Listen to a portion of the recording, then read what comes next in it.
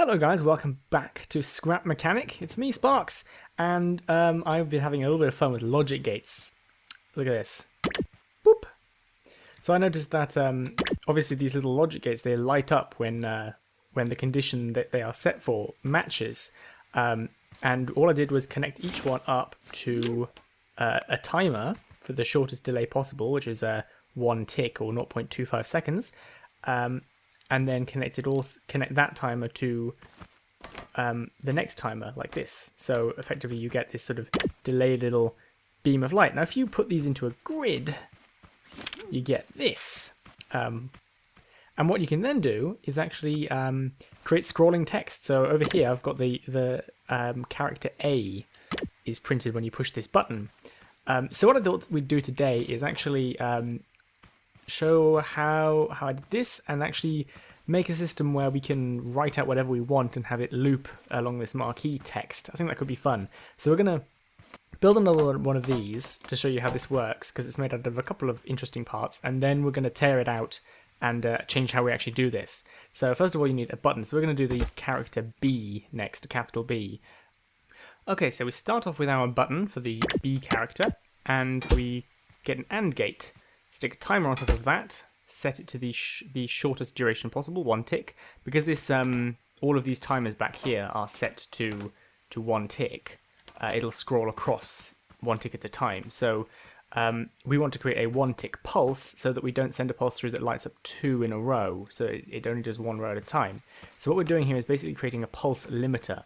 So we're going to put a NOT gate up here, and then the timer connects to the NOT gate, the AND gate connects to the timer and the button connects to the timer and to the AND gate, and the NOT gate connects to the AND gate. What this is doing is, when you push the button, it powers this, but the AND gate doesn't trigger because the the button triggers this, and this is true too, so that causes it to output true because this and this is on. But 1 tick later, the signal from the button goes through the timer and turns this gate off. You can see the light at the top turns off, which causes this AND gate to no longer be true, which turns the output off. This basically creates a 1 tick pulse. So it's basically a pulse generator from a button input, which is quite nice because it means that we get a very exact shape, which means that you don't end up with A's being printed sort of into each other until you let go of the button.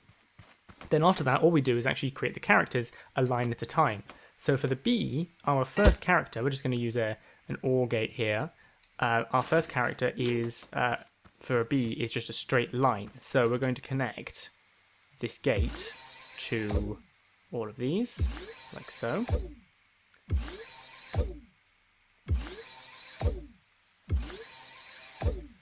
So that is now connected to all of them. Then we have a delay of 1 tick, which allows us to oops. I'm used to shift clicking command blocks. So we send another 1 tick delay here, and then we send the next frame 1 tick later, which means after 1 tick, that line of lights is going to have moved over 1 step, which means that we can now, after our 1 tick delay, put the next line's output in. So let's actually put that here like I've done over there. Like that. So after 1 tick of delay, wish there was a way of moving components or like copying a gate state or something, because I had to change all of these here to OR gates by hand because it just defaults to AND when you put it down. Would be nice. So yeah, this is going to activate the timer, then the timer is going to connect to that. So after 1 tick, this will trigger, and it's going to be connected to all the things that the B needs, which is the top line, the middle line, and the bottom line, like that. And then we do another delay, which is connected to via this top bit here, like that. And after 1 tick, we do the last section of the B.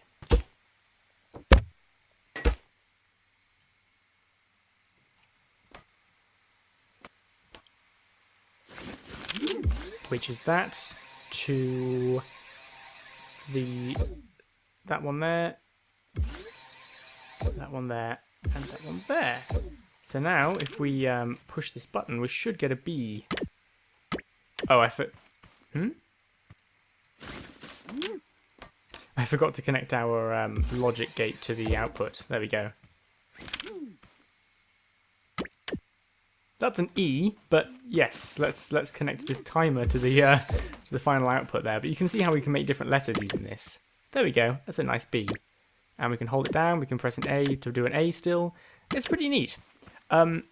So I want to do a test before we continue here, because if you look at this, this is getting very messy, and it's very difficult to work out where things are going because there's so many dots and they're all crossing in midair. It's like a cat's cradle, and it's not very neat. So what I'd like to do is actually use logic gates as almost like wires to turn corners. So we would be doing basically this. So rather than going from point A to point B, oh, we can't connect these. Oh, hang on. Right, so my point is, rather than doing this, which can get quite messy when you have a lot of wires crossing over, we would use logic gates to actually turn corners and make it look more like wiring, which might actually neaten things up quite a bit. So we do more like this, which keeps things nice and ordered, and none of the lines are crossing, and it's a lot easier to see what's going on. So my question is, do logic gates have any kind of delay? Because obviously if we're delaying our signal, then things are just going to get slower, and it's not going to be very nice to work with. So we're going to do a test. So I've got a really long test chamber set up here. We've got 2 buttons on one end and an exclusive OR on the other. So the idea is that this will only turn on. Actually, an AND gate is probably fine, isn't it? We'll set it to AND. So this will only turn on if both inputs reach it at the same time. And in fact, we probably just want the one button here. But what we want to do is run this second line through a ton of these. Since there are, according to these timers, 40 ticks in a second, I'm going to put 40 of these down, which is a good starting point, I think, for checking that there's no delay when using these. Okay, so we have a an AND gate here linked up to this lamp. So we should see the lamp turn on when we push this button, because both of these signals will hopefully make it to the AND gate at exactly the same time. You know what? We're gonna have to build a pulse limiter into this, aren't we? Oh, do you see that? That is not good news. I mean, it's not a huge delay, but it's definitely a delay. It looks like it takes 1 game tick to travel through each of these logic gates, which could be an issue when trying... Oh my god, what just happened?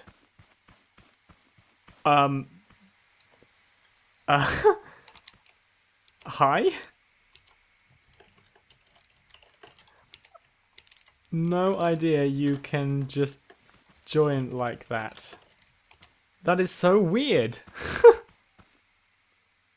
Anyway, this is a little bit disappointing. It means the sort of neatening up the wiring might not be so so desirable, although we'll see how it goes. Anyway, so when I was working on this, you see how we've got this whole logic set up here for each column of each character, each letter.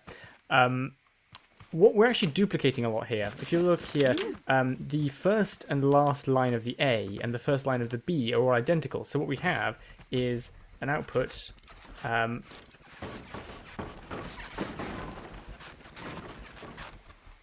my god.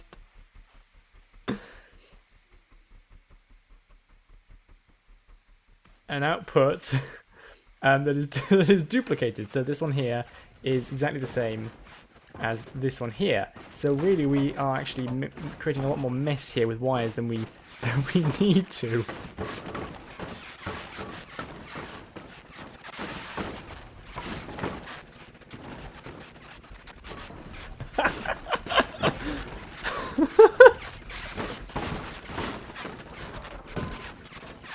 So what I'm thinking is that we actually create a different one of these dedicated to a column only, and then have letter A connect to each column creator as it needs to, and the letter B connect to different ones. So let's try that out.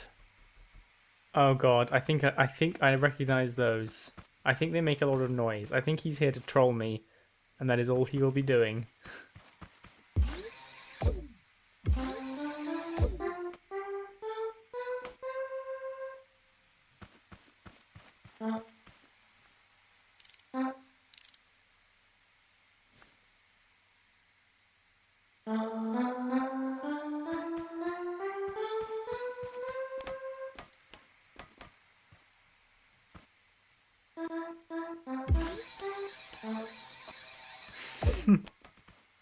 Okay, so here's some vertical column shapes that we can use to make our letters, and each of these rows will have a single logic gate which connects to the relevant output signals here, which I have moved to the side just for a little bit of convenience. So that's the A, it goes like that, and if we power it with a button, it should print an A for us on the, well, it should print a line for us. Nope, apparently things are not connected up how they should be. I pointed these logic lines in the wrong direction. I'm gonna have to do them all again. There we go. Now it's printing a line, and obviously the longer we hold the button, the bigger the line is, because we haven't got our delayer in yet. But we should be able to continue on with this. I've just realised we're missing a shape for the middle of the A. Oop, change the colour back to blue. The middle of the A looks like this. There we go. So I'm going to finish connecting all of these up, and then we will put our letters back, but hopefully slightly tidier. Nice! Okay, so we have our different columns now, so all we need to do is add single individual buttons and timers for each of these. So the letter A is made out of 3 columns, so we'll have a logic gate, a timer. In fact, we'll probably just make these one tall, one wide. Logic gate, timer, column 2, timer, column 3. I guess we need our delay in there as well. Okay, so first we set these 2 timers to 2 ticks. We have 3 logic gates here, column 1, column 2, and column 3 of the letter A. And this is our start output. So we go here, and then this connects to the first shape for A, which is the full straight line, which is just here. Then it also connects to the timer connects to logic 2. Then the second column is this one here for an A, so that goes here. And then that connects to the timer connects to that, and then finally we go back to this first one. That. So now when we push this button, it should print an A for us with slightly less connections than before. Yeah, look at that. Beautiful. So for the B, we do pretty much the same thing, but without with a different combination of these. Oh my god, what is going on?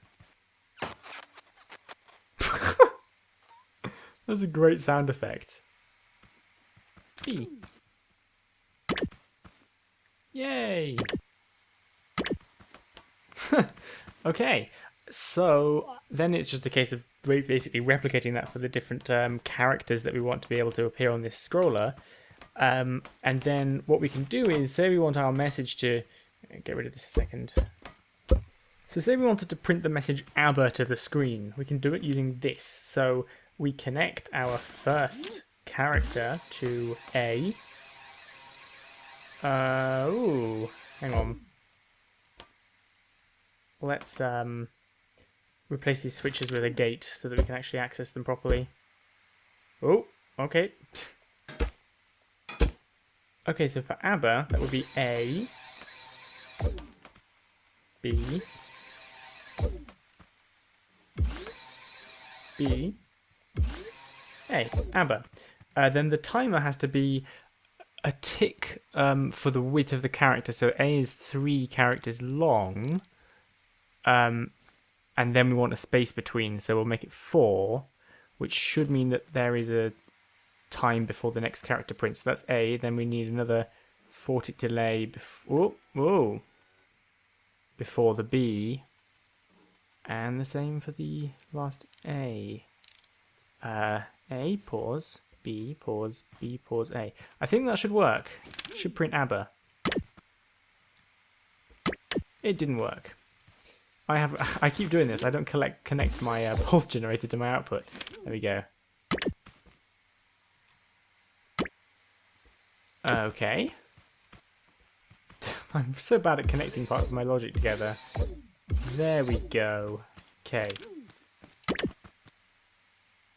Uh-huh.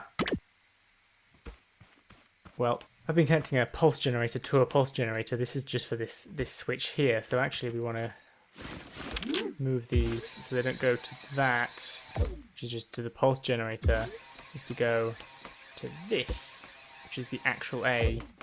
A. B.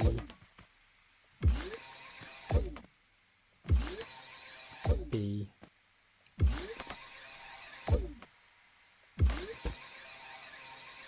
A. Right, 6th time's the charm.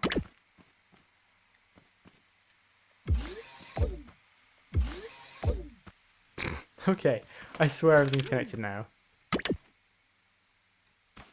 Need more spacing between the letters, but yeah, not bad.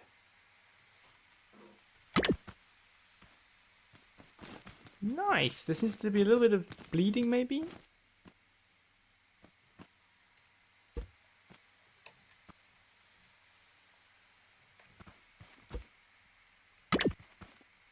ABBA. Perfect. There's a lot more delay than I was expecting for it, but it works. Alright, and I've added a C character. So it would definitely be just a case of adding the extra characters here. You could also do symbols like hearts and things if you wanted to. And then all you need is one of these to type out your message, basically. I think that's alright. It's a 12-tick delay for some reason, not a multiple of anything related to these characters as far as I can tell. But yeah, that was kind of interesting. I think this could definitely be expanded upon and made into something different. Looks kind of cool. I think the flicker there is if you tap the button really quickly, it actually sends a pulse that is shorter than one of these ticks, so it kind of creates this flickering effect. So it's best to hold the button down just for a moment. But yeah, that's kind of interesting. Thanks to Dat and Gassy for cameoing, and it's been interesting. What does this do? Oh my god, that's what it do. Alright, well, thanks for watching. I hope you found this interesting. You could probably do more with this, like, you know, add the other characters and stuff. But see you next time. Bye.